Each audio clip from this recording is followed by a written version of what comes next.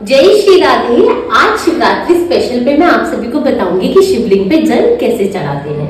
जैसे ये शिवलिंग है और शिवलिंग का मुख हमेशा याद रखिएगा, तो जलाधारी रहती है वो हमेशा उत्तर की तरफ को रहती है और हमको दक्षिण की तरफ रह करके जल अर्पित करना चाहिए शिव जी पे। तो ऐसा बोलते हैं कि शिवलिंग के अंदर पूरा शिव परिवार होता है। कैसे? जैसे राइट हैंड साइड पे, जो यहाँ पे जब मैं दक्षिण में बैठूंगी तो दक्षिण पे बैठ करके राइट हैंड साइड पड़ेगा, ये वाला कॉर्नर जो होता है ये गणेश जी होते हैं और लेफ्ट हैंड साइड पे जो कॉर्नर में होते हैं ये कार्तिक महाराज जी हैं और जो हमारे बीच में है वो महादेव की पुत्री अशोक सुंदरी जी हैं। और ये जो बीच वाला पार्ट है, ये वाला पार्ट है, ये जो गोल यहाँ पे कुंडली जो बनी हुई है ये माता पार्वती के हस्त कमल है। उन हस्त कमल के ऊपर शिवलिंग आई हुई है। तो आप समझ गए यहाँ पे पूरा परिवार है और उनकी पुत्रियां और भी होती हैं। तो सबसे पहले हमें जल देना स्टार्ट करना चाहिए गणेश जी पे। से थोड़ा सा गणेश जी पे हमने जल दिया, फिर कार्तिक महाराज पे जल दिया। जल देते वक्त हम ओम का या नमः शिवाय का भी उच्चारण कर सकते हैं। नमः शिवाय, नमः शिवाय। फिर तीसरा जल अशोक सुंदरी जी पे, नमः शिवाय। फिर माता पार्वती पे, फिर उसके बाद हम शिव जी पे जल दे सकते हैं। आप चाहें तो जल देते वक्त महामृत्युंजय मंत्र का मन में जप कर सकते हैं, क्योंकि महामृत्युंजय मंत्र को कभी भी तेज तेज उच्चारण नहीं करना चाहिए, ऐसा शास्त्रों में बोला गया है, इसलिए उसका हम मन में भी उच्चारण कर सकते हैं। एक चीज और, कई बार हम देखते हैं कि जब हम जल चढ़ाते हैं तो यहाँ पे बहुत सारे बेल पत्ते या पुष्प होते हैं, तो हमें क्या करना है कि उसको पहले एक बार साफ कर लेना है। ऐसा बोलते हैं कि अगर हमने उसको क्लीन कर लिया तो हमने अपने काफी सारे पापों को वॉश कर लिया। तो पहले ये सारा चीज उठा करके नीचे को गिरा देनी चाहिए, उसके बाद यहाँ पे जल आपको ऑफर करना चाहिए पूरी ही शिवलिंग पर। उससे क्या रहता है कि आपका जो जल है वो पवित्रता के साथ शिवलिंग की तरफ जाएगा।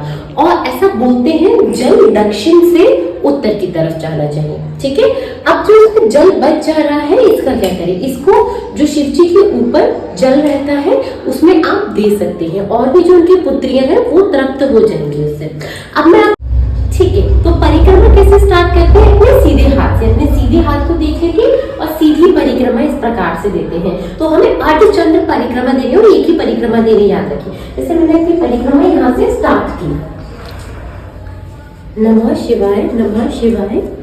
और यहाँ पे जो जलाधारी यहाँ पे आ रही है, यहाँ पे हमने रोक दी परिक्रमा को और यहाँ से हम बैक गए, नमः शिवाय, नमः शिवाय, नमः शिवाय, नमः शिवाय। और ये हम अपनी पोजीशन पे वापसी आ गए दोबारा से। तो ये होती है अर्ध परिक्रमा, अर्धचंद्र परिक्रमा भी बोलते हैं। और शिव जी की यही होती है। सब बोलते हैं अगर हम जलाधारी को नाकेंगे तो उससे हमको काफी शारीरिक रोग भी हो सकते हैं और ऐसा बोलते हैं कि ऐसे हम पाप के भागीदारी भी बनते हैं।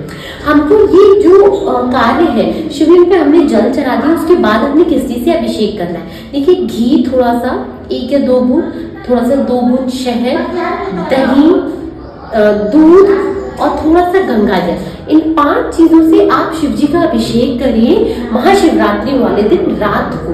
और बेलपत्र चढ़ाइए। बेलपत्र पे हो सके, जैसे बेल का पत्ता है तो इस पे माचिस की सीख से आप चंदन से, लाल चंदन से या पीले चंदन से राम नाम लिख करके अगर अर्पित करते हैं भोलेनाथ को तो वो और भी ज्यादा अच्छा होता है। अगर आपको बेलपत्र कहीं भी ना मिले तो आप चढ़ाए हुए बेलपत्रों को भी यूटिलाइज कर सकते हैं, पर इनको धो करके ये दोबारा से आप इनको यूज कर सकते हैं। ऐसा बोलते हैं बेलपत्रों को दोबारा भी हम शिव जी पे चढ़ा सकते हैं। उसके साथ साथ बेल जरूर चढ़ानी है शिव जी पे। अगर रात्रि को पूजा करेंगे तो बहुत ही अच्छा रहेगा, उसका एक अपना अलग ही महत्व है। प्रयास करें थोड़ी देर ध्यान में जरूर बैठे, क्योंकि ये परम वैष्णव है और परम वैष्णव हमेशा ही श्री कृष्ण भगवान नारायण के ध्यान में हमेशा रहते हैं और बहुत बड़े ब्रह्मचारी, बहुत बड़े योगी हैं। तो उनको योग साधना, उनको बैठना, मेडिटेशन, ध्यान बहुत पसंद है शिव जी को। तो आप महाशिवरात्रि वाले दिन, जिस दिन कॉस्मिक रेज बहुत ज्यादा हाई रहेंगी इन्वायरमेंट की, उस दिन आप ध्यान मेडिटेशन जरूर करें, चाहे मंत्र उच्चारण करें, चाहे राम नाम का जप करें, जो भी नाम आपको प्रिय हो उसका करें, लेकिन जरूर करें। जय श्री राधे।